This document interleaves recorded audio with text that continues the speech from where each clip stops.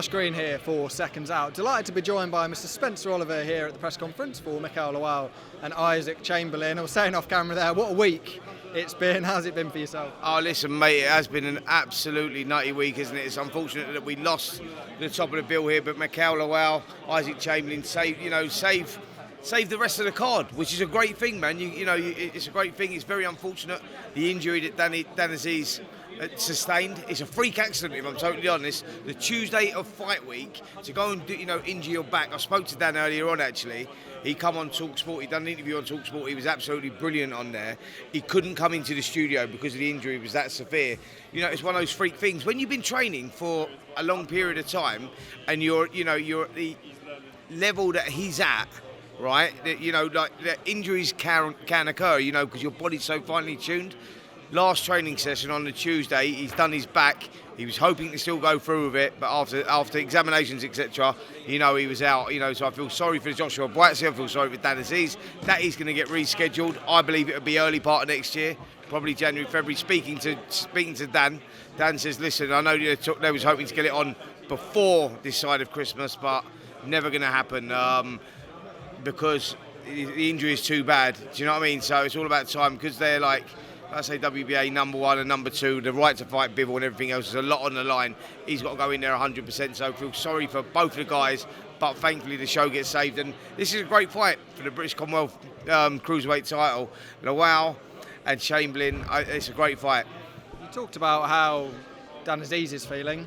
How's Joshua Buatsi going to be feeling at the moment? Listen, he's gutted as well, of course. These guys have put their hearts and souls into it. This is what it's all about. They're working. This is the final leap before boxing for a world title. Do you know what I mean? So they've worked to get to this stage. They're they're old friends that have become rivals. They put all that aside. Do you know what I mean? They're going in there to get it on and fight for the right to fight for the world title. So Buatsi will be gutted. He would have trained meticulously hard for the last 12 weeks or so. So of course it's a big blow for them, and I just hope that they can get it on again in the very near future. Both great guys, you know what I mean? They're both great ambassadors for the sport. They're great role models for the kids. So I'm just hoping that they can get it on again in a couple of months' time. One thing we have seen over the last couple of days are comments from Eddie Hearn of Matchroom that a few weeks ago we heard that the fight wasn't going ahead. Do you see any truth in what he's saying there? No, look, listen, I know that he said that he'd heard that and rumours were circulating. Look, you don't know, like Dan Azeez, there may have been, an underlining problem. Now, I spoke to Dan today and he said there was no underlining problem. I said, is it something that goes back a couple of weeks, because we'd heard Eddie Hearn saying that sort of stuff. Dan's come on there and said, listen, it's nothing to do with that. Eddie's thrown out that thing, saying that he'd heard these rumours, etc. He was very disappointed with Eddie's comments, if I'm totally honest. He was talking about, he said, anybody that knows me knows that I would never pull out of any fight. I'm one of those guys that's done it the hard way. He's done it on the road. He's won Southern Area, English, British, Commonwealth, European. He's old school, done it the hard way. He said, so when I get that opportunity, I would never pull out unless it was a legitimate injury. And that injury didn't happen a few weeks ago. So Eddie's saying that was maybe, throwing it out there, maybe to try and, I don't know what it was, man. I really don't know. But yeah, the injury happened on Tuesday. Let's talk about what we have got on in Usyk Chamberlain and Mikael Lawal.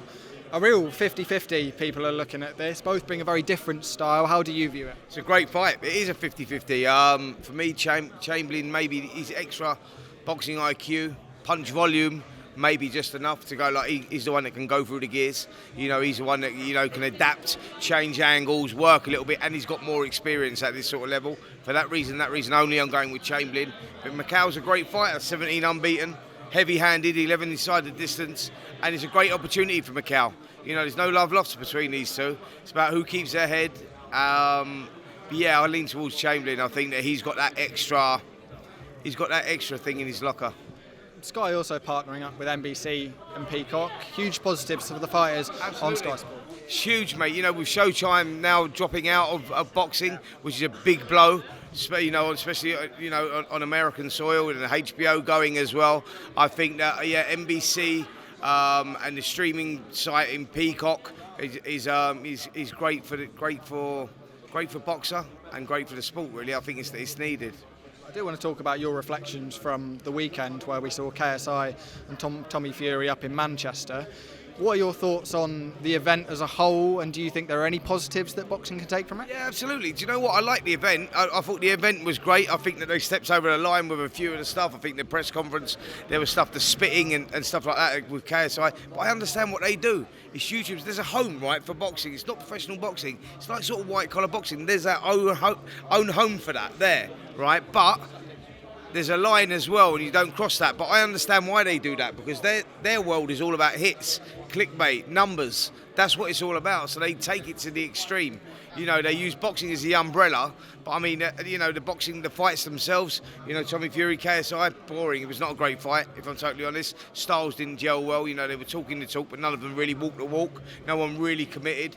And the undercard as well. There was some good fights on the undercard that I didn't mind. But it was at, you know, it's at the level. If you know what it is and you know where it sits, then fine. I took it from the entertainment value. Didn't mind it, but what can boxing take from that? Maybe that self-promotion is a good thing in the world that we live in, and the boxers maybe need to look at that. It's not now. When I was boxing, it was all about if you was good enough in the ring, you sort of like that helps you outside of the ring, and it grew you as a character. Now it's about, we live in a world where social media plays a big part of that, and then if you're good in the ring as well, you become a superstar. That's where we're at right now. So I think that, yeah, if boxing can learn from anything, it's about self-promotion, getting yourself out there. Do you know what I mean? And that's the important thing. But from their point of view, yeah, maybe certain things were taken a little bit too far, but as a whole, I didn't mind it. Where does Tommy Fury sit now? Because he's still garnered ambitions of becoming a world champion, being a professional boxer, but is he now more suited to that? And do you think those world title ambitions are realistic? Listen, if I'm totally honest, where does Tommy Fury fit right now? Like, if you're talking about like Tommy boxing for a British title and picking up, what, 50k or something like that, whether he could get to that level, he's way off that level even still now. It's a strong division, the cruiserweights, as you know, with these guys topping here. You know, he's way off that. He's only 24 years of age. He's going to go and nick the money where he is right now. He's beat Jake Paul. He's beat KSI. There's other options out there. Does he go back in with Jake Paul? Does he go back in with KSI? He's earning millions of pounds. Who wouldn't do that? I totally understand where he's going from a business point of view. You know, the crossover boxing, he fits into that world, Love Island 2019. I understand where he's at. You know, he still wants to become a boxer. He said he still will do that. But whilst he can earn money there, from a business point of view, why wouldn't you? Some of the things I want to talk about, and there's some big fights coming up. One of them, some people would say is a big fight, some maybe not. It's Tyson Fury and Francis Ngannou next week over in Saudi Arabia. How do you view that one? And do you view it in a similar way to KSI Tommy Fury? Yeah, so I understand what it is. I know negotiations through Alexander Usyk and Tyson Fury broke down. You know, with the Saudis, with Skill Challenge. I know the funds weren't there when they were hoping to, so Tyson Fury had to look for another fight. And Ngannou, that fight was there for a different group of Saudis. They offered him a huge amount of money. This is prize fighting, mate. You know, you're putting you saw the fights that he had with Deontay Wilder, putting it on the line. I know the boxing fans will be pissed off with me saying this, and they get frustrated, etc., because we're waiting for that Undisputed fight. But we've got the Undisputed fight. So now people are accepting this Ngannou fight a little bit more, because where does it sit? How is it? You know, people that don't know anything about boxing, the UFC fans will go, oh, Ngannou's got a chance. He hasn't got a chance. Fury will go out there, he'll play with him, he'll do what he has to do. As an event, as a spectacle, it'll be huge, it'll be massive. But as a fight, it's a one-sided fight. Fury wins. But now, people look at it from the business side of it. You go, right, he's nicking best part of 30 million quid there, and now the Undisputed signed. It's a genius move, isn't it? Like, really, when you think about it, because now he's got the fight that he wants and the fight that the world wants, and he's earning a fortune in between that as well. Good luck to him. Does Fury end that in round one if he wants to? Yeah, I think he pretty much ends it when he wants, yeah. I mean, Ngannou, it depends how tough he is now, how much he can take a shot. But look, Ngannou's great at his own disciplined sport, but he's not in that no more. You know, he's in boxing, and that's two totally different things. Speed is going to be a key factor, huge factor in there. People talking about Ngannou, if he can land that big shot and he gets in range, well, guess what? Tyson Fury's boxing IQ is too much, too clever. Unless he does something completely outrageously stupid, he wins a fight easy. We've talked about Alexander Usyk and Tyson Fury, which we've heard has been made. We have no date yet, unfortunately. Do you believe that 100% goes ahead? Oh, absolutely, yeah. Yeah, fight will happen, mate. Yeah, I think that, you know, contracts have been signed. I believe it'll go ahead at the end of Riyadh season, probably around March time, end of February, sorry, because I think it's beginning of March Riyadh finishes. So that's where I see it. That's where I see it happening. But the fight will go ahead, yeah. we will get the Undisputed. And that forces all the other heavyweights into big fights, by the way, as well. I mean, where's Anthony Joshua go? What's he going to do right now? It's a bit frustrating for him. I'd like to see Anthony Joshua versus Zhale Zhang. I think that's a fight that's sort of makes sense after the victory over Joe Joyce. I was going to ask you about Anthony Joshua. He obviously got the win over Robert Helenius, and we were thinking Deontay Wilder was going to be the next option. That now dead in the water. Zhale Zhang the one for you? Yeah, Zhale Zhang, yeah. Final one for you. 23rd of December, the date's been mentioned for Usyk and Fury. It's also been mentioned for Chris Eubank Jr. and Conor Benn. Yeah. Which one would you watch? Usyk Fury won't land then because, like I said to you, I think it goes at the end of Riyadh season, probably end of February, March time. I want to see Usyk Fury. Why would you want to watch Conor Benn and Chris Eubank Jr. right now? I don't understand why you'd want to see that right now.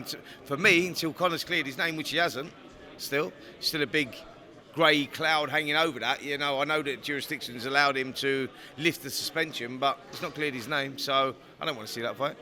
Spencer, cheers for your time, mate.